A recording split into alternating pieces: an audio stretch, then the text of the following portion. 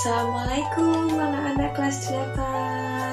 Bertemu lagi dengan Bu Nuzul. Pada kesempatan kali ini kita akan belajar tentang gerak pada benda.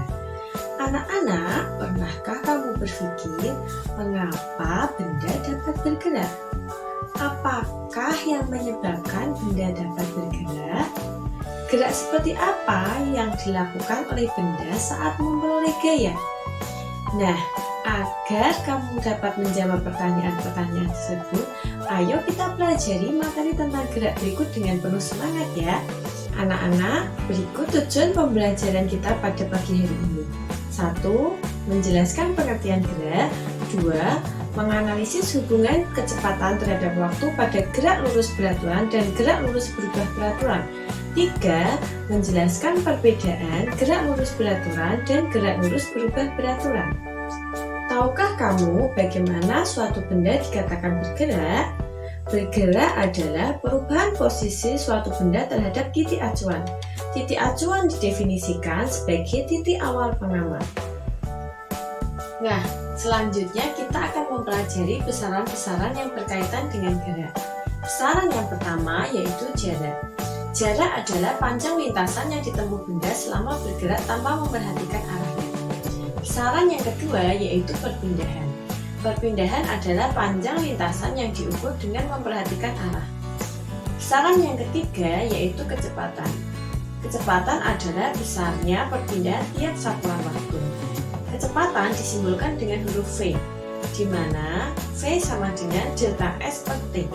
Delta S merupakan perpindahan dengan satuan meter dan T merupakan waktu dengan satuan sekon. Besaran yang keempat yaitu kelajuan. Kelajuan adalah besarnya jarak yang ditempuh tiap satuan waktu. Kelajuan disimbolkan dengan V, di mana V sama dengan S per T. S sama dengan jarak dengan satuan meter dan T sama dengan waktu dengan satuan sekon. Besaran yang kelima yaitu percepatan. Percepatan adalah perubahan kecepatan tiap satuan waktu. Percepatan dirumuskan dengan A sama dengan VT min V0 per T, di mana A sama dengan percepatan dengan satuan meter per sekon kuadrat, VT sama dengan kecepatan akhir, dan V0 sama dengan kecepatan awal dengan satuan meter per sekon, dan T sama dengan selang waktu untuk menempuh suatu lintasan. Nah, anak-anak, gerak yang akan kita pelajari yaitu gerak yang mempunyai lintasan berupa garis lurus atau sering disebut dengan gerak lurus. Gerak lurus sendiri dibagi menjadi dua. Yang pertama, gerak lurus beraturan atau GLB, dan yang kedua, gerak lurus berubah beraturan atau GLBB. Nah, anak-anak, untuk memahami perbedaan GLB dan GLBB, mari kita amati demonstrasi percobaan pada video berikut ini.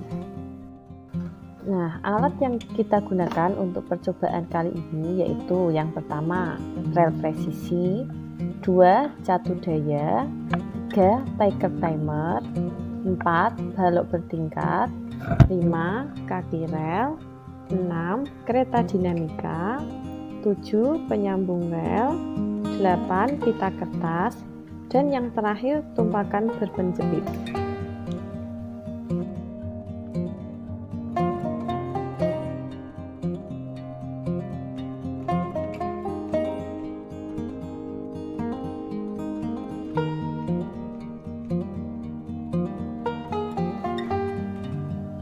Satu, rangkailah rel presisi dengan tiger timer untuk lintasan GLB. Lalu pasangkan rel dengan penyambung rel, pastikan rel terpasang rapat tanpa ada celah. Kemudian pasangkan kaki rel pada sisi kiri dan kanan lintasan rel. Lalu pasang tiger timer pada salah satu sisi rel dan pasangkan tumpakan berpenjepit pada sisi lainnya untuk menahan kereta dinamika supaya tidak keluar lintasan saat melaju.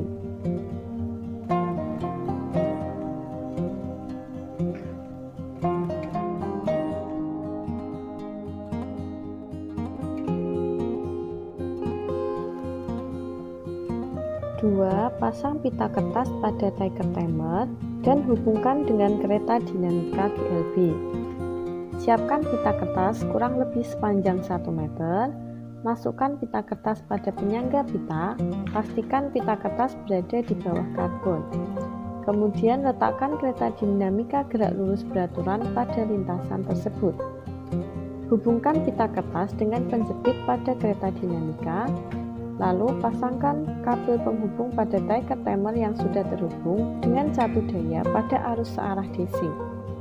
Kemudian nyalakan catu daya dan atur tegangan sebesar 9 volt, lalu nyalakan kereta dinamika GLB.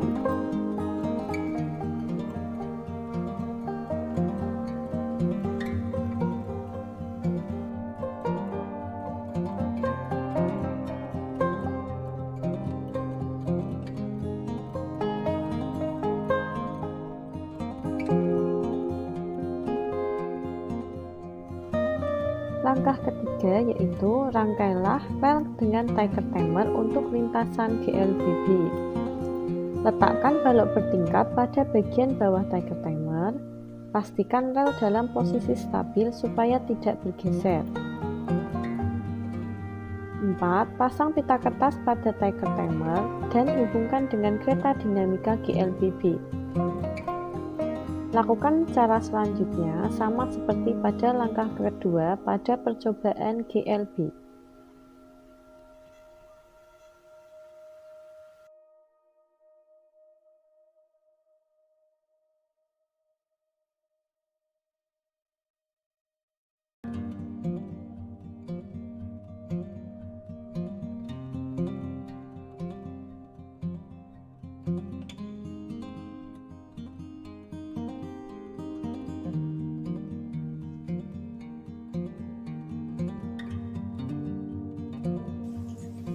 Nah, anak-anak, yang pertama yaitu gerak lurus beraturan. Gerak lurus beraturan merupakan gerak dengan lintasan berupa garis lurus dengan kecepatan yang selalu tetap dan percepatan sama dengan 0. Persamaan pada gerak lurus beraturan secara matematis dapat dirumuskan S sama dengan V kali T. Dengan keterangan S sama dengan perpindahan satuannya meter, V sama dengan kelajuan satuannya meter per sekon, dan T sama dengan waktu satuannya sekon. Contoh gerak lurus beraturan dalam kehidupan sehari-hari yaitu mobil yang berjalan dengan kelajuan tetap, kereta api yang berjalan dengan kelajuan konstan. 2. GLBB atau gerak lurus berubah beraturan. Gerak lurus berubah beraturan adalah gerak benda pada lintasan lurus dengan kecepatan berubah-ubah secara teratur tiap detik, di mana A tetap dan V berubah secara teratur. Persamaan GLBB secara matematis dapat dirumuskan VT sama dengan V0 plus AT atau S sama dengan V0T plus setengah AT kuadrat, di mana S sama dengan jarak yang ditempuh dengan satuan meter, T sama dengan waktu dengan satuan sekon, V0 sama dengan kecepatan awal dengan satuan meter per sekon, VT sama dengan kecepatan akhir dengan satuan meter per sekon, dan A sama dengan percepatan dengan satuan meter per sekon kuadrat. Contoh GLBB dalam kehidupan sehari-hari yaitu kendaraan yang berjalan di jalan menurun serta kelapa yang jatuh.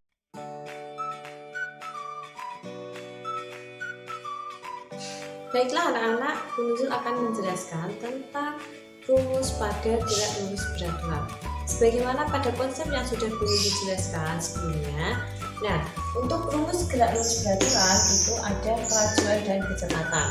Kelajuan dirumuskan dengan V sama dengan S per T, di mana V sama dengan kelajuan dengan satuan meter per sekon, S sama dengan jarak dengan satuan meter, dan T sama dengan waktu dengan satuan sekon.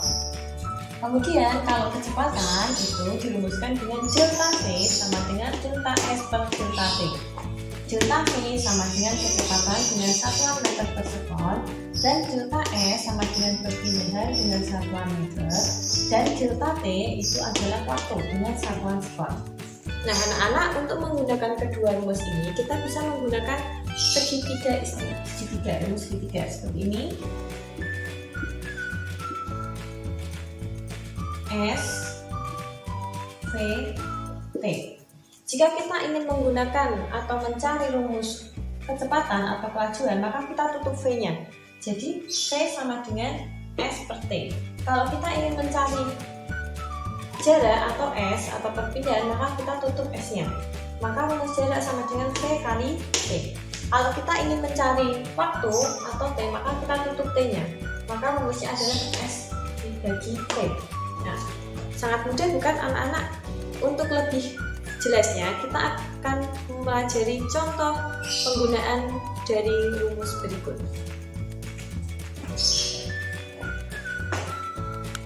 Baiklah anak-anak, perhatikan contoh soal berikut. Sebuah mobil berjalan sejauh 120 meter selama 1 menit. Maka berapakah kelajuannya? Nah, pertama-tama kita harus mencari besaran apa saja yang diketahui.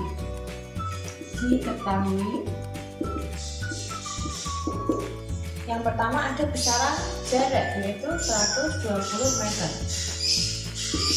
S sama dengan 120 meter.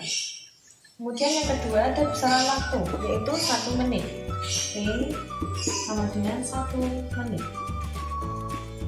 Nah, maka yang ditanyakan adalah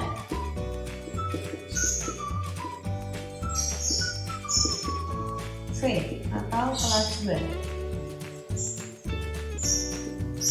Ya, anak-anak perhatikan rumus kelajuan yaitu V sama dengan S per T, di mana satuan untuk jarak meter dan satuan untuk waktu sekon, sedangkan di soal satuannya masih menit. Maka kita harus mengubah dulu satuan waktu menit menjadi sekon. Nah, 1 menit itu sama dengan 60 sekon. Kalau sudah, maka kita jawab. Kita tuliskan dulu rumusnya. V sama dengan S per T. Sama dengan S berapa? 120 meter per T-nya itu adalah 60 sekon. Nah, kita pakai cara cepat, kita coret nolnya. Berarti sisa 12 per 6 sama dengan 2 dengan satuan meter per sekon. Jadi hasil yang kita peroleh, kelajuan yang dialami oleh mobil tersebut yaitu 2 meter per sekon. Baiklah anak-anak, berikut Bu Nurul akan menjelaskan tentang rumus pada gerak lurus berubah beraturan. Pada gerak lurus berubah beraturan, rumus yang pertama yaitu VT sama dengan V0 plus AT. Yang kedua, VT kuadrat sama dengan V0 kuadrat plus 2AS. Yang ketiga, delta S sama dengan V0T plus setengah AT kuadrat. Baiklah anak-anak, berikut contoh soal dari GLBB. Sebuah mobil melaju dengan kecepatan awal 10 meter per sekon selama 5 sekon dengan kecepatan 2 meter per sekon kuadrat.